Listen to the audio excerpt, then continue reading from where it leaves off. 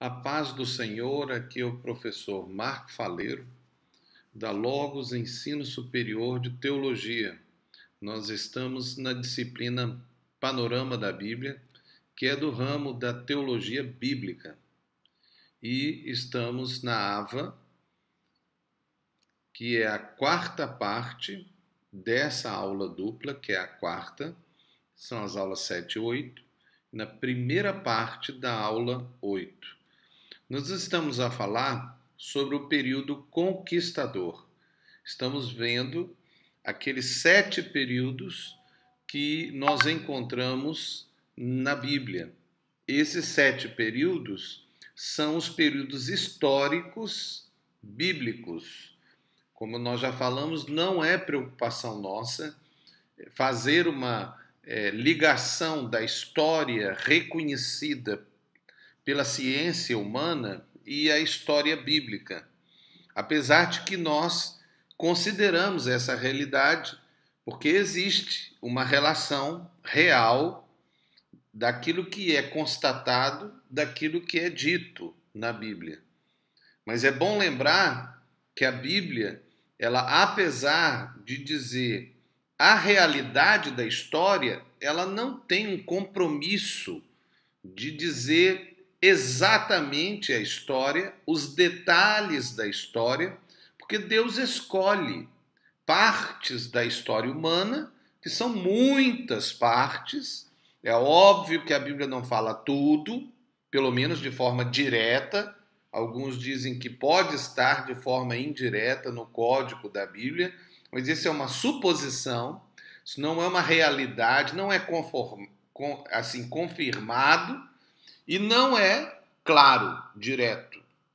Bom, no período conquistador, eu queria chamar a atenção rapidamente ao tabernáculo, que nós falamos, né?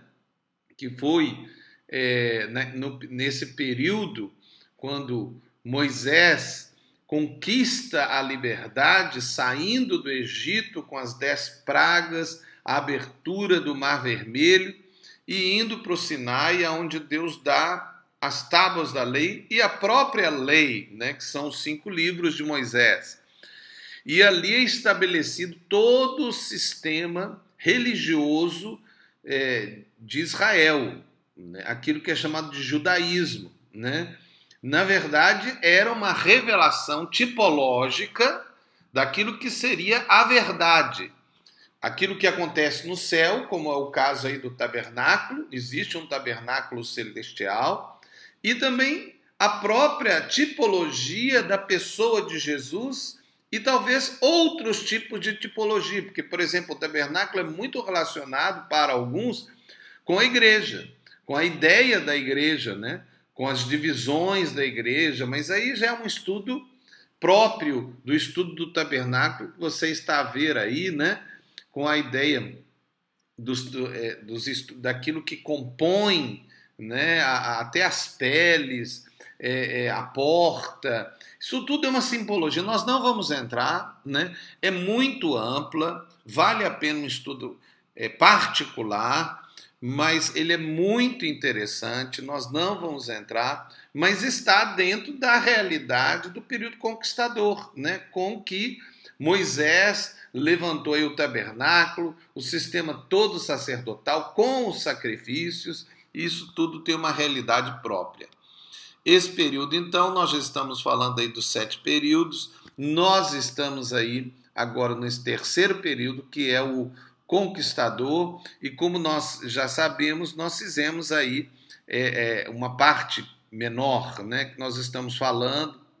Vocês se lembram dos povos hititas, mitanitas, os egípcios, os mitanitas seriam então os assírios posterior. Depois nós vimos aí especificamente a questão do Egito com José e o período de silêncio com a escravidão dos íxios e Deus levantando a Moisés, né?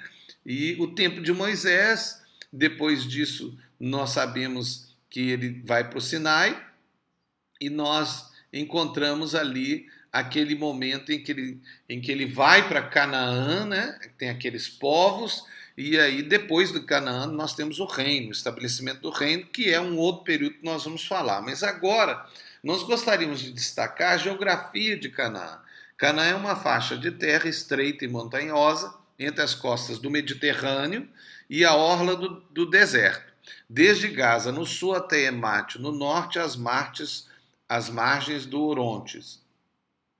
Canaã não era uma terra com grandes atrativos, mas era o encontro de 3 continentes, o caminho da África para a Europa e da Ásia para a África, ou da África para a Ásia, né? Então ali era o caminho, por isso que ele sempre foi um lugar muito importante na história daqueles povos, especialmente dos povos conquistadores, porque por exemplo, se conquistar o Egito, que era o grande império com muitas riquezas, tinha que se passar por onde? Por Canaã. Depois, Israel.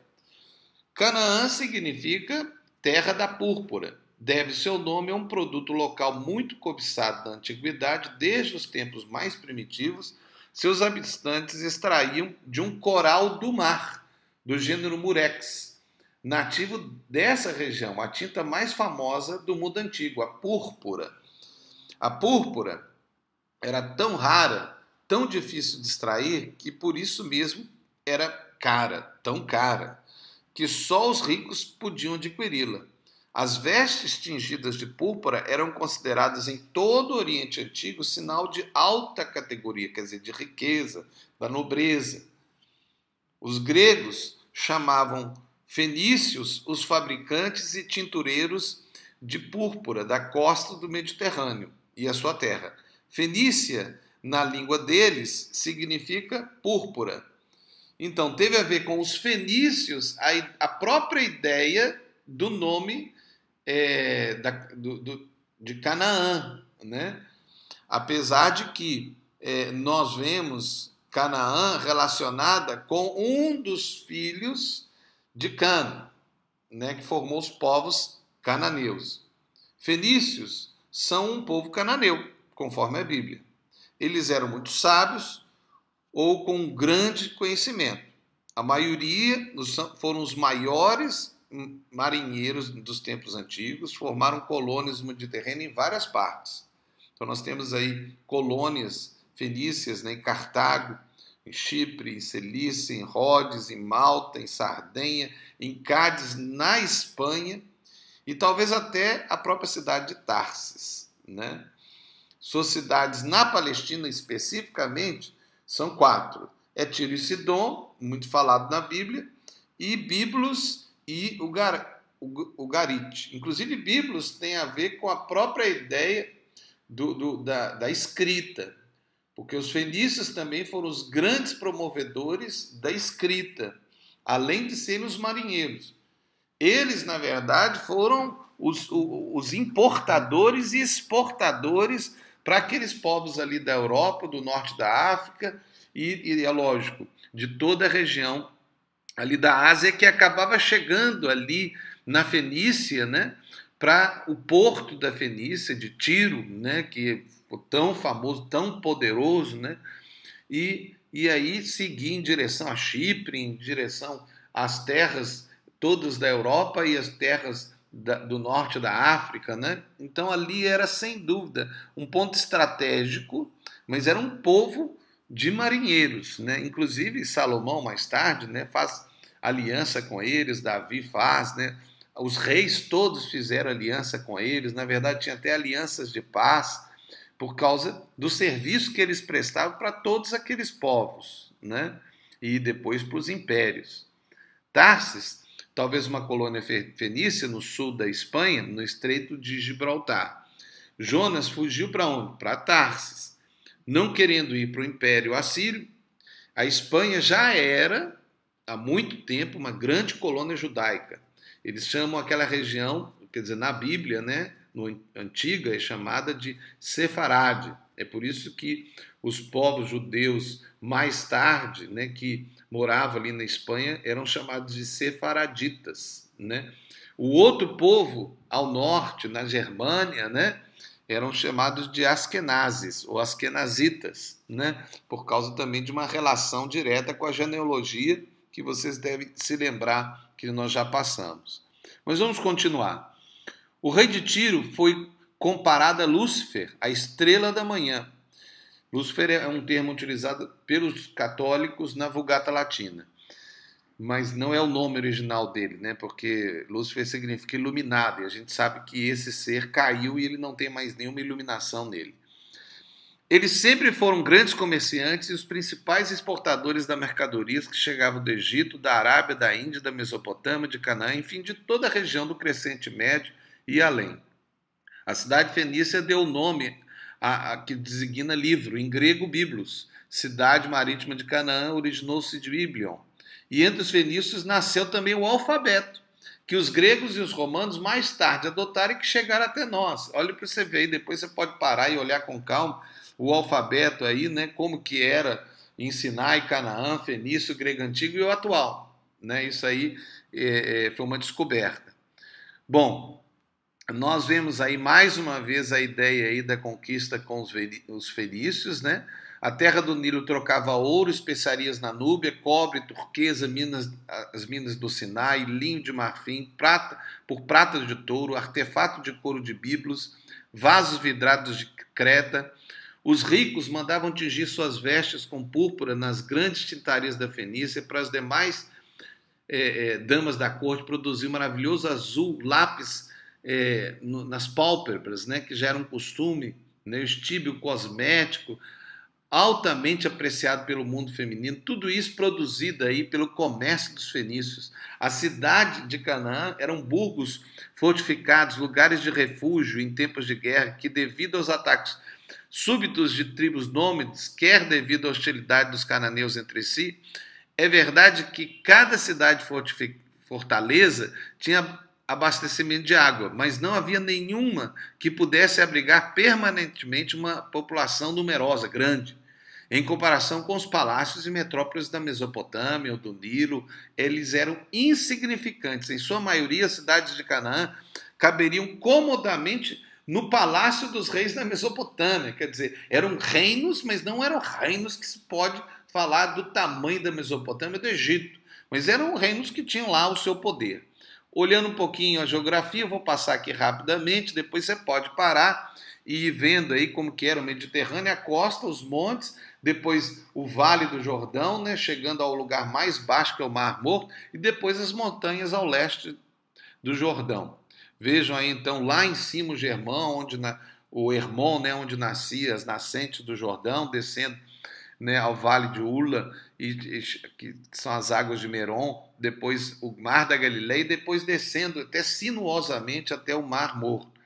Veja aí mais um outro mapa, né, inclusive com os canais. Veja a hidrografia, né, muitos e muitos rios que se passavam ali naquela região. Depois você vê com calma, pode parar e ver esses mapas, né, ver aí até os números. Nós não vamos parar agora, mas você pode parar e ver todos esses detalhes. Olha como era sinuoso o Rio Jordão. Doutora Kennon declarou: Jericó pode gabar-se de ser com muita vontade a cidade mais antiga do mundo. A cidade que Josué foi construída antes, muitas vezes, e Jericó era uma cidade estratégica para a conquista de Canaã. Né? Veja aí uma ideia dos muros de Jericó. E veja aí como foi, né, a entrada de Josué ali, através do Jordão, quando o Jordão se abriu, né, e ele foi seguindo Jericó, Ai, Betel, e foi seguindo até Eglon ali. Depois você para e veja a conquista da campanha de Canaã. Assim, então, nós terminamos mais essa parte, né, do período conquistador, em que nós estamos vendo, inclusive, sempre a construção, né, aqui da linha de tempo que nós queremos deixar para vocês irem vendo, né, e irem pensando, né, essa estrutura. Deus abençoe vocês. Aqui é o professor Marco Faleiro na disciplina Panorama da Bíblia. Né? Que Deus abençoe e fortaleça. Depois nós vamos falar um pouco mais sobre isso. Em nome de Jesus. Amém.